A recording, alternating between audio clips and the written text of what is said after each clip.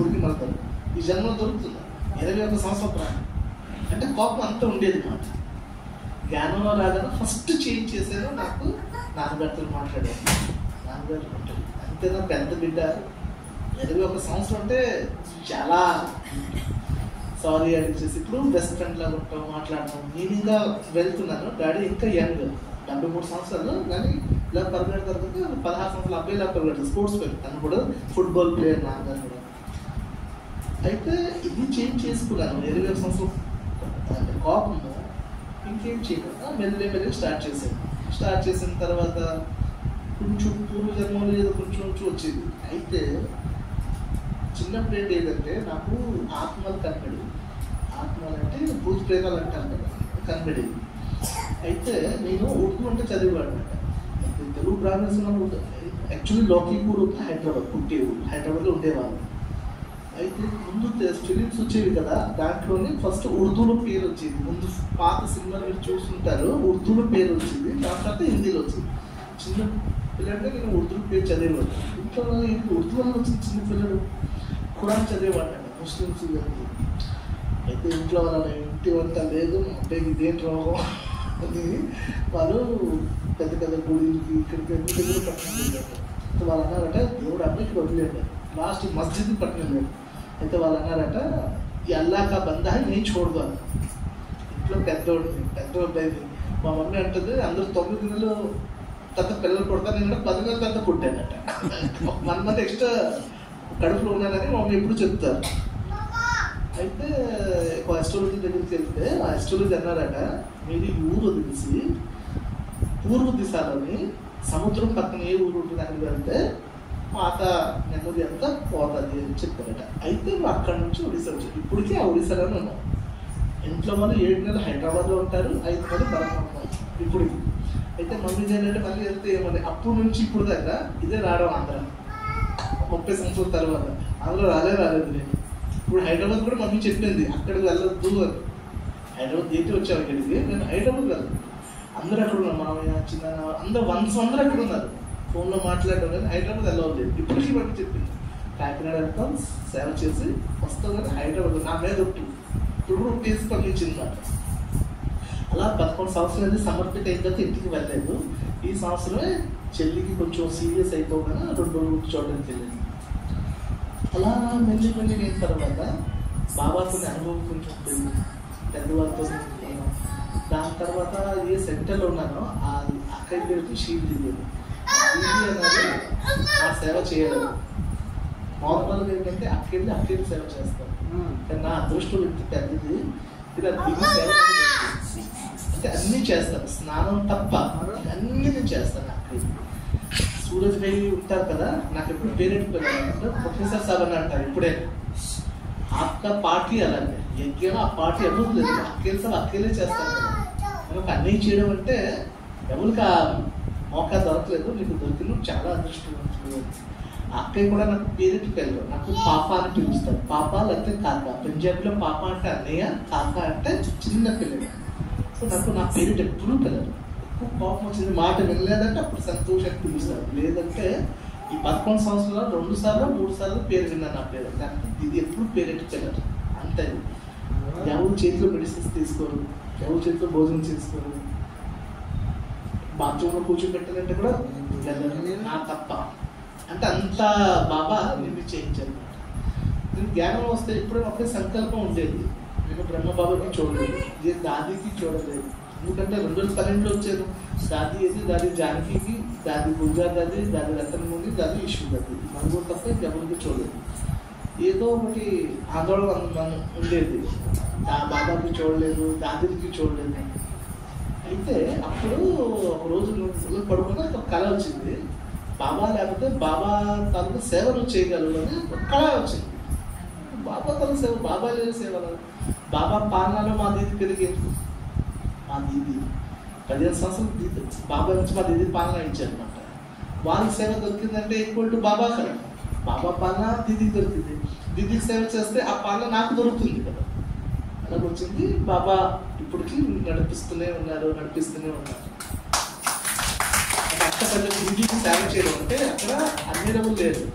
నాకు ఒక్కడికి సమర్పించి చేసి ఉంచడం, ఇంకా ఇంత పాలన ఇవ్వడం అంటే చాలా అదృష్టవంతుని అనుకుంటాను. అలా అలా అయిన తర్వాత కొన్ని రోజుల తర్వాత పేపర్స్ వస్తే, ఎగ్జామ్స్ వస్తే మాయా వస్తుంది అంటారు. చాలా మాయాలు వచ్చింది. ఏంటి వచ్చింది, 2016లో నేను చిన్నప్పటి నుంచి సేవ చేసేవాడిని అందరికి. అయితే అక్కడ ఇంజనీరింగ్ మెడికల్ ఎంట్రన్స్ ఇచ్చేవాడిని ఫ్రీగా. 729 పిల్లలకి ఫ్రీగా చదివించేవాడు. ముస్లిమ్స్ పేదవాళ్ళందరూ ఇంజనీరింగ్ మెడికల్ ఎంట్రన్స్, ఎంసెట్ రాస్తారు కదా, అలాగా అక్కడ జేఈ అని దానికి కోచింగ్ ఇచ్చేవాడు. అయితే ఒక బిల్డర్ ఉన్నారు, వాళ్ళు ఏం చేశారంటే ఒక 10 floors అక్కడ పెద్ద 10 floors 20-30 floors ఉంటాయి కదా. అయితే అక్కడ ఏం చేశారంటే వాళ్ళు రూమ్ ఇచ్చారు ఫ్రీగా ఇచ్చేది. అయితే నేనేం చేశాను, ఇచ్చారని అక్కడ పైన రూమ్ ఫిక్స్ చేసి క్లాసెస్ చేసేవారు. కన్స్ట్రక్షన్ బిల్డింగ్ ఉంటాయి, కొత్తగా బిల్డర్ అది రియల్ ఎస్టేట్ చేసేవారు.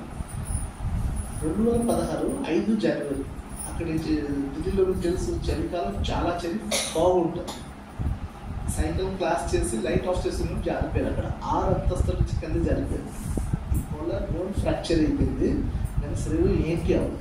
ఈ కోలర్ బోన్ ఫ్రాక్చర్ అయిపోయి కింద పడ్డారు. పడితే ఆ ముందుకే వచ్చి క్రిస్టియన్ డాక్టర్స్ ఉండేవారు అనమాట, క్రిస్టియన్ కేరళ వాళ్ళు. అయితే వీళ్ళందరూ పట్టుకుని ఆ హాస్పిటల్ వెళ్ళారు. అయితే హౌస్ లేదు, బోన్ ఫ్రాక్చర్ అయిపోయింది ఈ కోలర్ బోన్. అయితే నెక్స్ట్ తీసుకొని చూస్తే డాక్టర్ గారంట, ఏ దేవుడు నమ్ముతున్నావు, నీకు ఏం కావాలి, 6 అంతస్తుల నుంచి పడ్డావంటే మనసు ఉంటాడా, చెట్టునే అయిపోతాడు, నీకేంటి అవ్వదు. అయితే ఆ పడినప్పుడు నేను చూస్తున్నాను, ఆ బాబాయ్ ఇలా పడుతున్నాను ఆ చేతిలో ఉన్నాను చూస్తున్నాను, కానీ సెన్స్ లేదు. అయితే ఆ మాట వాళ్ళు చెప్పారు. ఆ క్రిస్టియన్ డాక్టర్, క్రిస్టియన్ వాళ్ళు నమ్మరు కదా మన హిందువులు, హస్బెండ్ ఇద్దరు డాక్టర్, ఆర్థోపెడిక్ డాక్టర్ వాళ్ళు చూసి అవునా ఇలా ఎంత నమ్మారు. ఆ రీజన్ అవ్వాలంటే వాళ్ళు కోర్స్ చూసుకుని వాళ్ళు కూడా ఇప్పుడు జ్ఞానం వారు అక్కడ వచ్చి కేరళ సెంటర్లో ఉంటారు వాళ్ళందరూ కూడా. ఇప్పుడు హస్బెండ్ వైఫ్ అంటే బాబా సేవ చూడు ఎలా చేస్తారు అనేది 5th జనవరి. ఆ సంవత్సరం 18 జనవరికి నా మమ్మీ నాకు తెలియకుండా పెళ్లి ఫిక్స్ చేసేసారు, నాకు తెలియదు. అయితే ఫ్రాక్చర్ అయితే ప్లాస్టర్ వేసి ఉంది, సెంటర్లో ఉన్నాను. మా చెల్లి ఫోన్ చేసి, నాకు ఒకే ఒక చెల్లి ఫోన్ చేశాను, చేసి చెప్పింది అన్నయ్య మమ్మీకి ఆరోగ్యం బాగోలేదు, ఆపరేషన్ అవుతుంది, ఫ్లైట్ తీసుకొని వచ్చేసి. అమ్మకంటే పెద్దది ఏంటో అయితే మా దీంతో పర్మిషన్ తీసుకుని ఒక చేతితోనే బయలుదేరి ఇంటికి వస్తుంది. ఇంటికి వచ్చి చూసిన తర్వాత సందడి పూలు పెట్టుకొని మా చెల్లి కన్నా ఇదేంటమ్మా అమ్మ ఒంట్లో బాగాలేదని చెప్పావు, ఇదేంటంటే బక్రా ఫసా అన్నది. బక్రా ఫసా అంటే హిందువులు అంటారు కదా, బక్రా అంటే మేక, మేక ఫసా అంటే బలి చేయడానికి రెడీ అయిపోయింది అనుకోండి.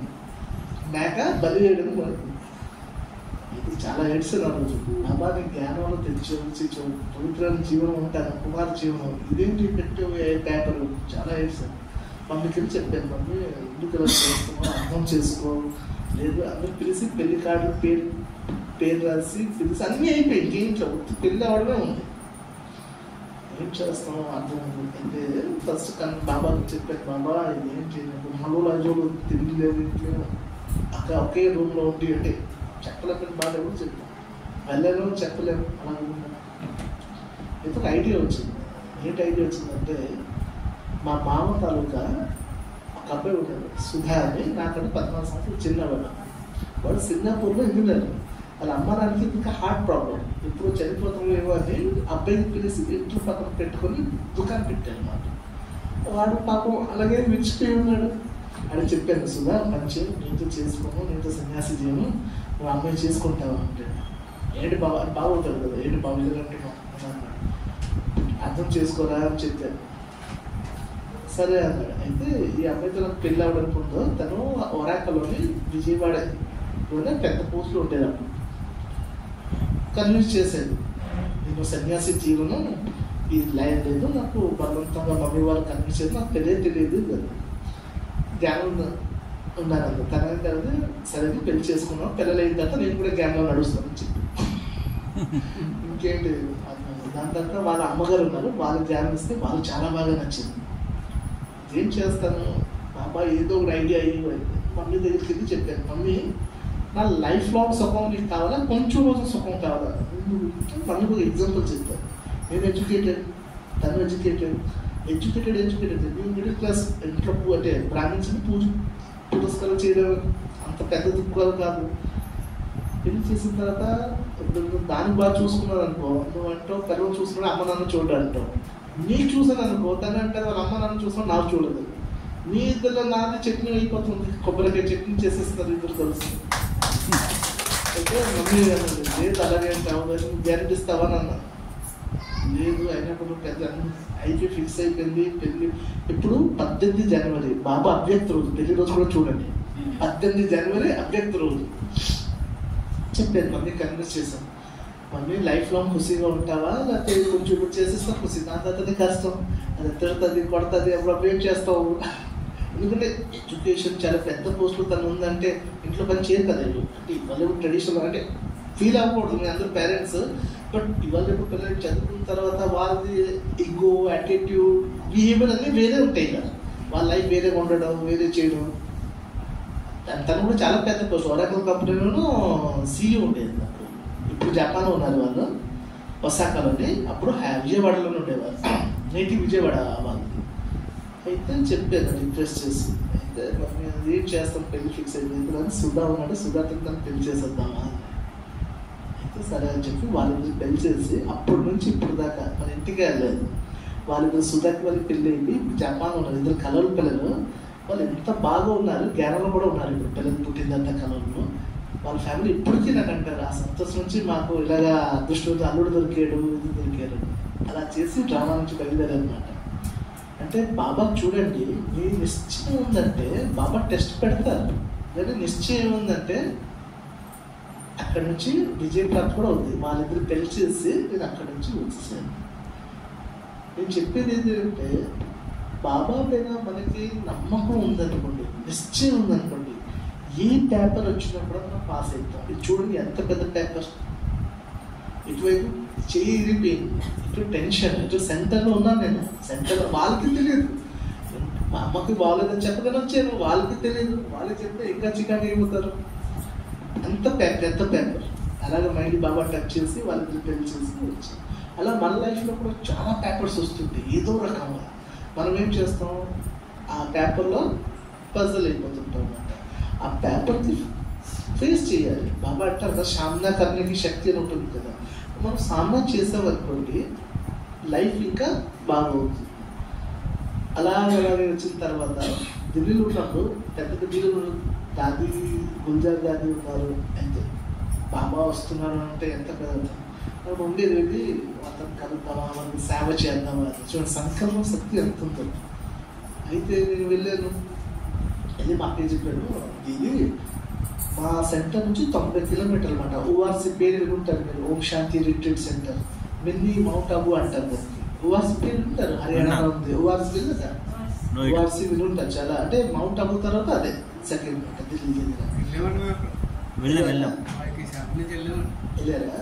అయితే ఆ ఓఆర్సీలోని దాది ఉండేవారు అనమాట, గుల్జార్ పుగార్ అని ఉండేవారు. అయితే ముగ్గురు అందరికి మా నోయిడా నుంచి సేవ దొరికింది. దీది కదా, నాకు ఆ దీది సేవ దొరికితే చాలా మంచిది. లేదు వాళ్ళు ఫిక్స్ అయిపోలేదు. చూడండి సంకల్పం ఎంత ఉందో. ఆ మూడింట్లో ఒక అన్నయ్యకి ఏ రోజు వెళ్తారో యాక్సిడెంట్ అయిపోయింది. ఆ అన్నయ్యకి యాక్సిడెంట్ అయితే తను మిస్ అయ్యాను. నా నెంబర్ అయితే వెళ్ళాం, 3 రోజులు సేవ చేశాను. చేస్తే దాది దగ్గర ఉండేవాళ్ళు. ఎందుకంటే బాబా వస్తున్నారంటే ఎంత పవిత్రమైన ఆత్మ అంటారు. పక్కనే ఉండేవాళ్ళు. అయితే దాదికి వెళ్ళాను, దాది చేయగలుగుతాను. అయితే మనం సాంప్రదాయకం ఉంటుంది, పెద్దలు చూస్తే తాను మొక్కడం చేయడం, గడిగిరి చూస్తే తన ముఖ్యమని. దేవుడు వస్తున్నారంటే దానికంటే పెద్దవాళ్ళు ఉంటారు. అయితే దాది అనేవారు,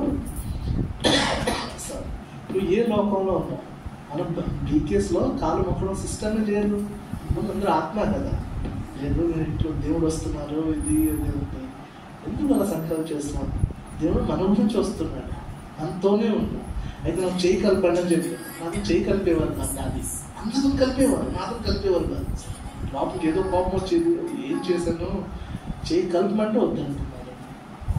ఫస్ట్ డే ట్రై చేశాను, సెకండ్ డే ట్రై చేశాను, 3 రోజులు మళ్ళీ చెప్పాను. ఏం దాది చేయి కలిపితే ఏంటి అయిపోతుందంటే బాగా ఒక మాట చెప్పాను. నీకు చేయి కలపాలంటే నాకు అంత పురుషార్థం చేయాలి, అప్పుడు నేను చేయగలుగుతాను. నేను జోక్ చేస్తుంటారు కదా దాది అన్నాను.